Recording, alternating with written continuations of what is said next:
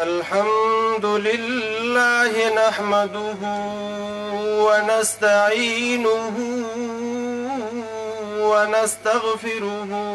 ونؤمن به ونتوكل عليه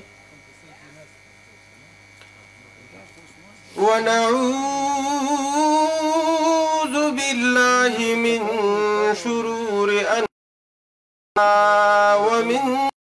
سيئات أعمالنا من يهده الله فلا مضل له ومن يضلله فلا هادي له أما بعد فأعوذ بالله من الشيطان الرجيم بسم الله الرحمن الرحيم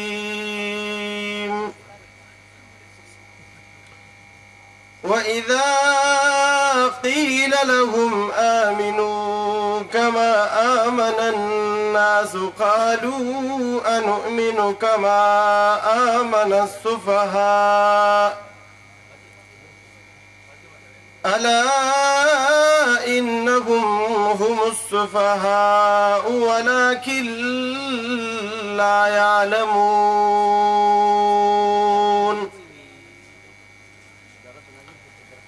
يچپا اسلام بنازد الها غزوانان سشو يچپا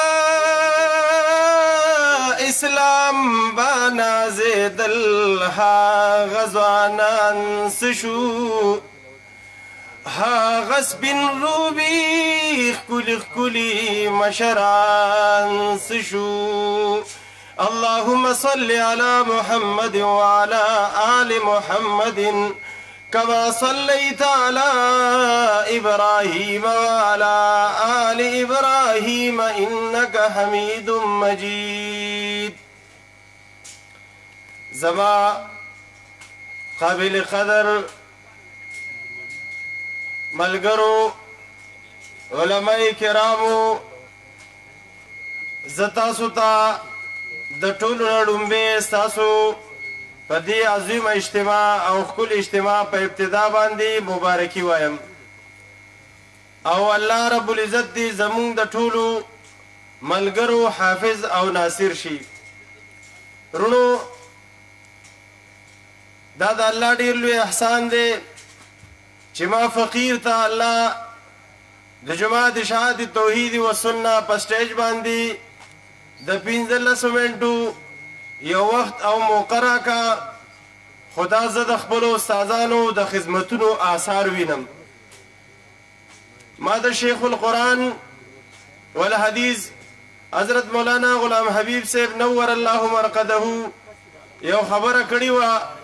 په تعلیم الاسلام کې چې بچیا تعالی الله د دین ډیر لوی کاروالي دغه سه همیشه د اساتذو خدمت کوا نو زما ټولو طلباو ته دا یو خواسته چې همیشه د خپل جماعت او د استادانو د زړه د اخلاص نه خدمت کول پکار دي رو ما د قرآن عظیم الشان د سوره بقره نه یو آیات کلمه لوستلې ده په هغې کې صرف تاسو ته د قرآن عظمت خیم د قرآن والا عظمت ز تاسو ته خیم چې الله رب العزت د قرآن ویونکي سره د قرآن ښودونکي سره په قرآن باندې عمل کوونکي سره څومره محبت کوي الله رب العزت چې کله دنیا ته یو واز او نصیحت کوي قرآن ورته رانازلوي نو په هغې کې ماډل د چا پیش کوي د صحابهو رضی الله عنهم اجمعین د څه د وجې نه د صحابو ژوند چې کوم دی هغه قرآن باندې و وخت ډېر نه اخلم ځکه ښکلي ښکلي علما کرام ناست دي زما اساتذه کرام هغوی به انشاءالله بیانونه کوي الله قرآن کې فرمایي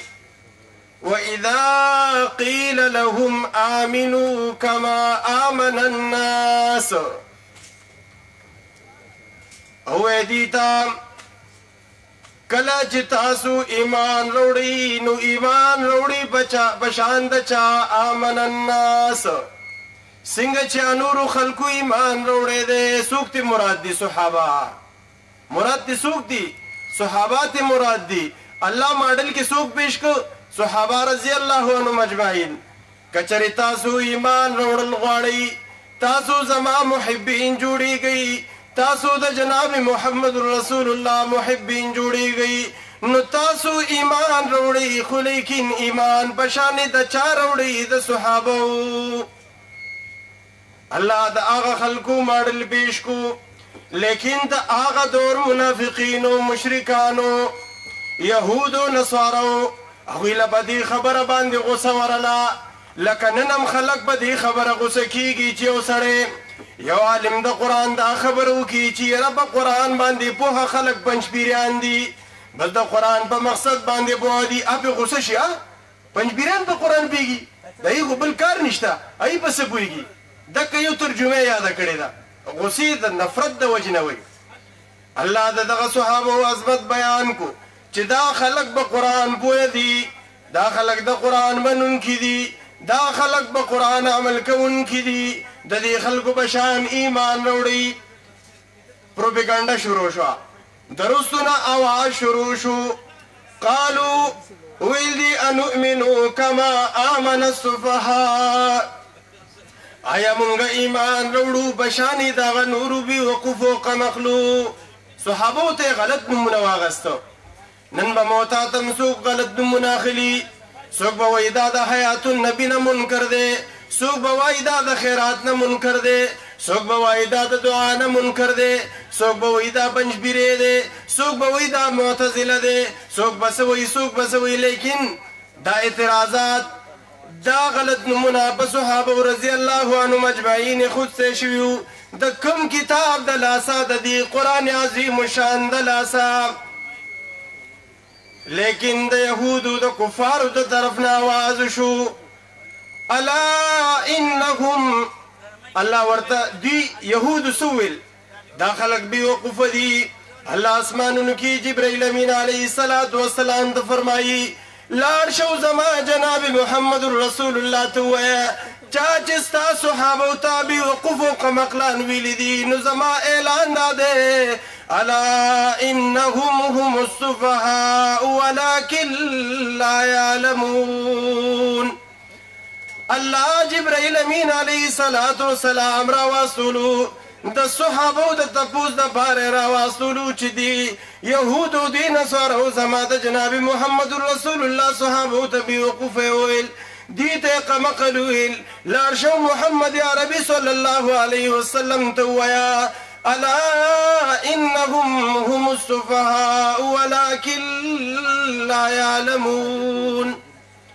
تر قیامت پورې به دغه قرآن موجودي د هر چا د خولې نه باغي یو کرتې ویل صحابو ته قمقل نعوذ بالله لیکن تر قیامت پورې به د قرآن هر داعي دغه مشرکانو یهودو ته قمقل وایي دې ته وایي د قرآن عزت چا چې د قرآن والو ته سپک کتلی دي دغه خلک الله سپک ګرځولی دي چا چې د قرآن والو دشمني کړې ده الله د دغه خلکو سره دشمني کړې ده نو انشاءالله العزیز مونږ به همیشه د قرآن دپاره خپلې ملاګانې او خپلې سینې مضبوطې ساتو او دا یو خبره درته کوم دا په قرآن میراث کې دی په دې خبره مطمئن اوسئ که کوم سړی وایي چې زه د قرآن خدمت کوم زه د جماعت شهادت توحید رکن جوړیږم نو دا اول نه دا فیصله وکړه چې زما به هر سړی مخالفي او هغې ته به انشاءالله زه کلک ولاړم دا نه چې ته د اشاعت جماعت ته راشه جماعت شهادت توحید ته راشه او ته وایې چې زه به د قرآن داعي جوړ شم زه به د قرآن خادم جوړ شم ما ته به خلک هارونه واچوي نه د هارونو اچولو ټایم به رستو راځي پهله به ستا د بدن وینه تویږي پهله به ستا مخالفت کیږي لیکن په دې مخالفت کې په دې سختو کې الله څه عجیبه خوند یې خوستی دی الله دې دغه خوند او دغه تکلیفونه مونږ ټولو ته په ایمان سره په ایمان مضبوط سره چې کوم دی نصیب کی. الله دې زمونږ ایمان دغه تکلیفونو ته نه خطا کوي او الله دې زمونږ د ټولو استادانو په ژوندونو کې خیر او برکت واچي. الله دې زمونږ د دې ټولو اجتماع حافظ او ناصر شي. واخر الدعوانا ان الحمد لله رب العالمين.